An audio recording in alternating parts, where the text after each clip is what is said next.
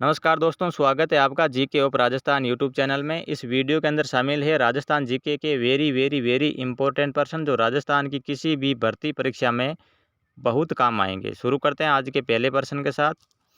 Question इस प्रकार है कि किस प्रांत के प्रजामंडल ने 1936 में कृष्णा दिवस मनाया? कौन से प्रांत में मनाया गया? उदयपुर में, कोटा में, करौली में या जोधपुर में?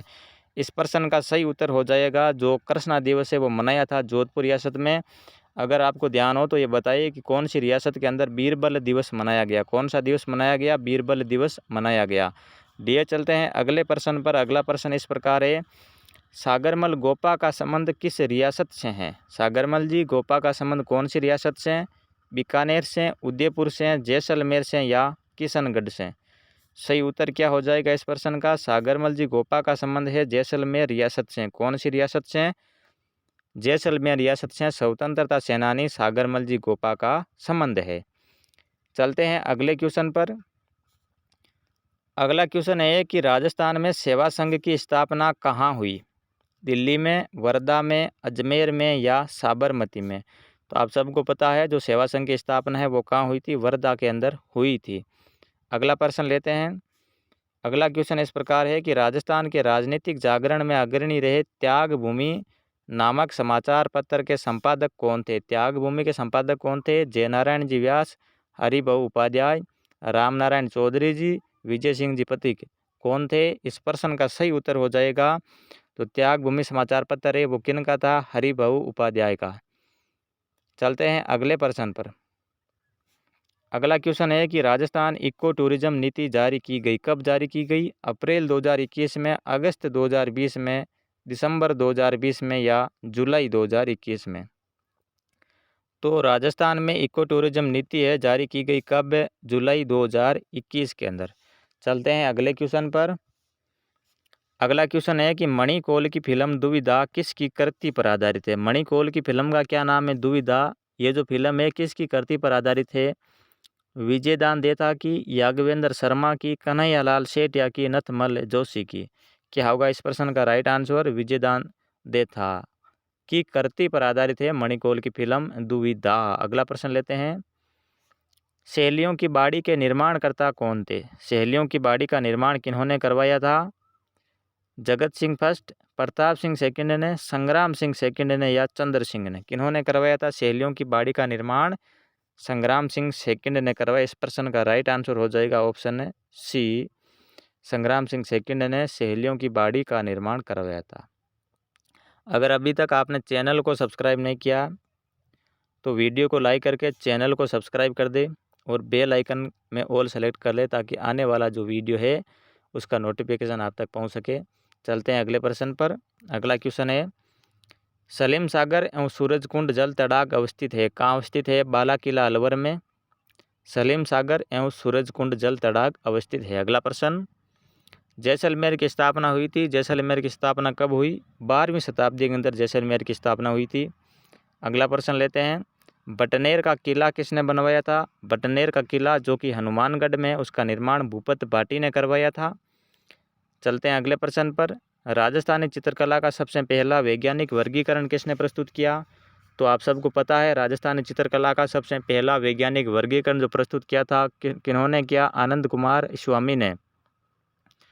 अगला प्रश्न है, किस सूफी संत को सुल्तान ए तारिकीन की उपाधि प्राप्त थी? तो वो सूफी संत थे जिनका नाम था शेख हमीदुद्दीन नागौरी। इनका उर्स नागौर में लगता है। अगला प्रश्न लेते हैं। भारत में कुल कच्चे तेल के उत्पादन में राजस्थान का योगदान लगभग कितना है? 22-23% भारत के कुल कच्चे तेल का उत्पादन कौन करता है? हमारा राजस्थान करता है। ये जो क्वेश्चन है ये प्रीवियस ईयर क्वेश्चन है, पीछे के एग्जाम के अंदर पूछे गए हैं, पीछे के पेपरों से मैंने क्वेश्चन लिए हैं, इसलिए आप वीडियो को अंत तक देखिए, चैनल को सब्सक्राइब करके जाइए, वीडियो को लाइक करके जाइए। अगला प्रश्न लेते हैं। 1938 में स्थापित मेवाड़ प्रजामंडल के प्रथम अध्यक्ष कौन थे? मेवाड़ प्रजामंडल की जो स्थापना है 1938 में हुई उसके प्रथम अध्यक्ष कौन थे? बलवंत सिंह जी मेहता मेवाड़ प्रजामंडल के पहले अध्यक्ष थे। अगला क्वेश्चन लेते हैं। किस राजपूत राज्य के प्रजामंडल की स्थापना कोलकाता में की गई? तो कोलकाता में कौन से प्रजामंडल की स्थापना की गई? बीकानेर प्रजामंडल की, जिसके संस्थापक कौन थे? मक्काराम जी वेदी थे ना। चलते हैं अगले प्रश्न पर। 30 दिसंबर 1945 से 1 जनवरी 1946 तक उदयपुर में All India State Peoples Conference की अध्यक्षता किसने की? तो इस कॉन्फ्रेंस की जो अध्यक्षता करी वो किन्होंने करी थी? जवाहरलाल नेहरू जी ने। अगला प्रश्न, डूंगरपुर प्रजामंडल की स्थापना 1944 में किसने करी थी? डूंगरपुर प्रजामंडल की स्थापना किन्होंने करी 1944 में? आप सबको पता है, भोगीलाल पंड्या ने 1944 में डूंगरपुर प्रजामंडल की स्थापना कर दी थी। अगला प्रश्न है, जवाहरलाल नेहरू की अध्यक्षता में अखिल भारतीय देशी राज्य प्रजा परिषद का 7वां अधिवेशन कहाँ आयोजित हुआ? तो ये जो अधिवेशन है इसका आयोजन कहाँ हुआ था? उदयपुर जिले के अंदर हुआ। अगला प्रश्न लेते हैं, नवंबर 1941 में मेवाड़ प्रजामंडल के प्रथम वार्षिक अधिवेशन का उद्घाटन किसके द्वारा किया गया? मेवाड़ प्रजामंडल के प्रथम वार्षिक अधिवेशन का जो उद्घाटन है वो किन्होंने किया? आचार्य कृपलानी ने मेवाड़ प्रजामंडल के प्रथम वार्षिक अधिवेशन का उद्घाटन किया। अगला प्रश्न लेते हैं, उत्तरदायी शासन की स्थापना की मांग स्वीकार करने पर भरतपुर के किस महाराजा को गद्दी छोड़ने के लिए बाध्य किया गया? भरतपुर के महाराजा का क्या नाम था? उत्तरदायी शासन की स्थापना की मांग स्वीकार करने पर भरतपुर के किस महाराजा को गद्दी छोड़ने के लिए बाध्य किया गया? क्या नाम था? क्या किशन सिंह था क्या? देखते हैं। तो इस प्रश्न का सही उत्तर क्या हो जाएगा? किशन सिंह। अगला प्रश्न लेते हैं, 1857 ईस्वी में लड़े गए किस युद्ध को गोरे और काले का युद्ध कहते हैं? तो ये युद्ध था कौन सा? चेलावास का युद्ध, जो अववा के ठाकुर कुशाल सिंह और राजस्थान के एजीजी जॉर्ज पैट्रिक लॉरेंस के बीच में पाली में लड़ा गया। और इस युद्ध में जो जीत है वो किन की हुई थी? अववा के ठाकुर कुशाल सिंह की। ले चलते हैं अगले प्रश्न पर, जयपुर प्रजामंडल के प्रथम अधिवेशन 1938 की अध्यक्षता किसने की? जयपुर प्रजामंडल की स्थापना किन्होंने की? क्या कपूर चंद पाटनी ने करी थी क्या? तो इस प्रजामंडल के प्रथम अधिवेशन की अध्यक्षता किन्होंने करी? देखते हैं इस प्रश्न का राइट आंसर क्या हो जाएगा? जमुना लाल बजाज ने जयपुर प्रजामंडल के प्रथम अधिवेशन की क्या करी? अध्यक्षता करी। ले चलते हैं आपको अगले प्रश्न पर। अगला क्वेश्चन है, राजस्थान एकीकरण के कौन से चरण में जयपुर व जोधपुर रियासत शामिल हुई? तो एकीकरण का वो कौन सा चरण था जिसके अंदर जयपुर, जोधपुर, जैसलमेर और बीकानेर को शामिल किया गया? जयपुर को राजस्थान की राजधानी बनाया गया। तो कौन सा चरण है? आपको ध्यान है, चतुर्थ चरण, जो कब हुआ? 30 मार्च 1949 को। लिए चलते हैं अगले प्रश्न पर, मूसी महारानी की 80 खंभों से युक्त छतरी का निर्माण किसने करवाया था? किसने करवाया? महाराजा विनय सिंह ने करवाया। 80 खंभों की छतरी अलवर में मूसी महारानी की। और मूसी महारानी किन की पत्नी थी? बख्तावर सिंह की थी ना। चलते हैं अगले प्रश्न पर, कर्नल जेम्स टोड ने राजस्थान का दूसरा ताजमहल किसे कहा? राजस्थान का दूसरा ताजमहल कर्नल जेम्स टोड ने किसे कहा? अबली मिनी का जो महल है कोटा के अंदर उसे कहा।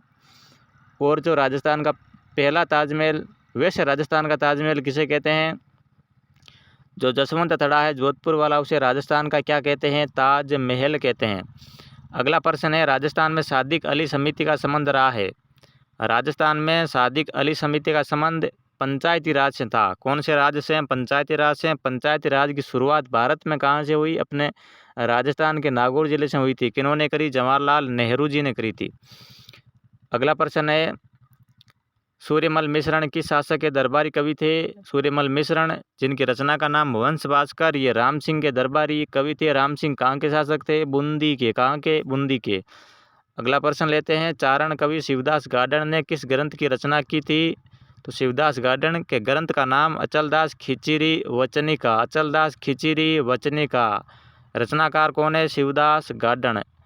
तो सही उत्तर हो जाएगा ऑप्शन है अचलदास खिचरी वचनिका। अगर आपने अभी तक चैनल को सब्सक्राइब नहीं किया तो वीडियो देखने के बाद चैनल को सब्सक्राइब करके जाना।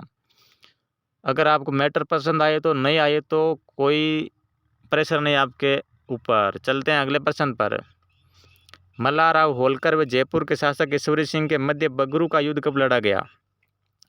बगरू का युद्ध किन किन के बीच लड़ा गया? मल्हाराव होलकर और जयपुर के शासक ईश्वरी सिंह के मध्य कब लड़ा गया? 1748 ईस्वी के अंदर बगरू का युद्ध लड़ा गया।